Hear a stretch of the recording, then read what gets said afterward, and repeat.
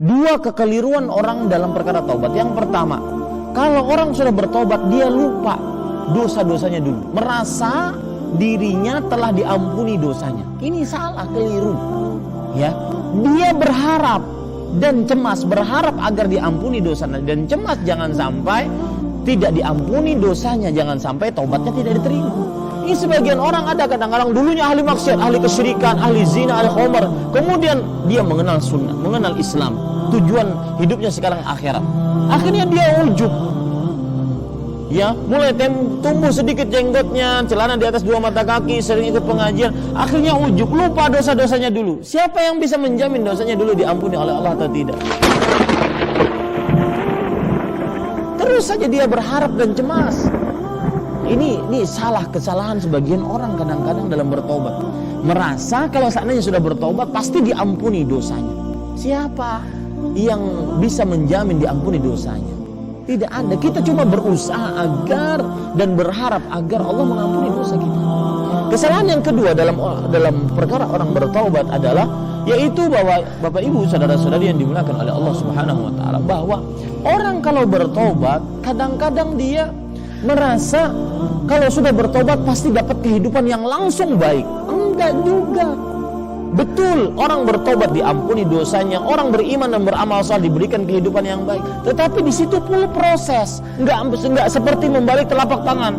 Dulunya ahli maksiat, pernah orang bertanya kepada saya, ini hakiki.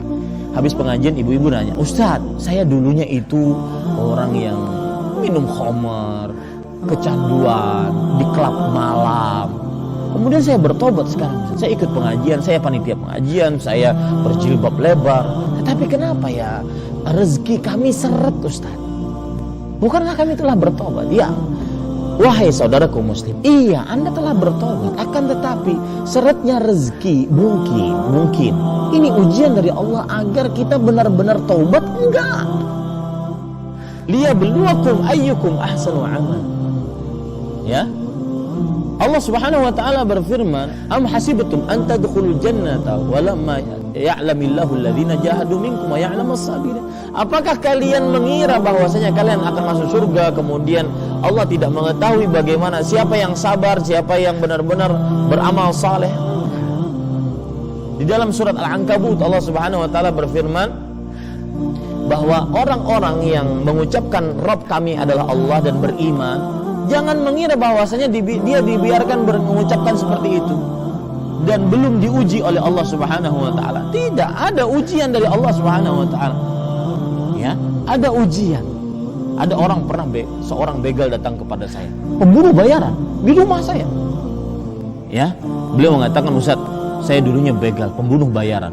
Padahal waktu itu saya lagi berduaan di ruang tamu. Ini kalau macam-macam bahaya juga ini." Kemudian beliau mengatakan, kemudian setelah itu beliau menangis, "Tapi Ustaz, saya sudah berhenti, saya sudah bertobat. Tapi apakah sesulit itu jalan taubat?" Artinya saya berhenti dari mengais rezeki dengan cara yang haram. Saya berhenti.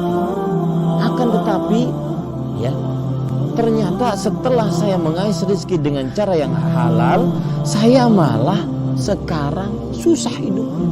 Hutang, terlilit hutang di mana-mana. Maka beginikah coba? Kenapa Allah tidak adil? Maka saya katakan, jangan katakan seperti itu, Pak. Akan tetapi mungkin ini proses dari taubat kita. Proses Allah Subhanahu wa taala menghapuskan dosa-dosa kita. Yang dulunya kita membunuh orang demi dapat 100 juta, 200 juta. Ini mungkin prosesnya. Lihat surat Al-Ankabut, "Ahasiban nas an yutraku an yaqulu amanna wa hum la yuftanun." Apakah manusia mengira mereka dibiarkan mengucapkan kami telah beriman dan mereka tidak diuji? Walaqad fatanna alladziina min qablihim. Sungguh orang-orang sebelum mereka telah diuji. Fala ya'lamanna Allahu alladziina shadaqu wa la ya'lamanna al-kadzibin. Dengan ujian tersebut Allah mengetahui siapa yang jujur dalam imannya dan siapa yang dusta. Nah, ini dua kesalahan orang bertobat. Yang pertama, dia lupa dosanya dulu, mengira bahwasanya pasti diampuni. Betul, Allah mengampuni dosa orang yang benar-benar bertobat, tetapi kita belum bisa memastikan karena itu hak prerogatif Allah. Dan sifat seperti ini membuat kita tidak ujub. Yang kedua, Bapak Ibu saudara-saudari, kesalahan dalam orang bertobat adalah Dia mengira kalau bertobat langsung kehidupan baik, langsung begini. Harus ada proses, dan proses itu usaha untuk menggapai ridha Allah. Bukankah yang membunuh, dalam hadis riwayat Bukhari, membunuh orang 100 orang, kemudian dia harus bertobat dengan pergi ke tempat lain, berhijrah ke tempat lain. Akhirnya di tengah perjalanan dia mati. Lihat usaha, ya, lihat usaha, ada usahanya. Maka Bapak Ibu saudara-saudari, orang yang bertobat harus usaha. Tidak mudah seperti membalik telapak tangan. Semoga bermanfaat. Wa sallallahu nabi Muhammad walhamdulillahi rabbil alamin.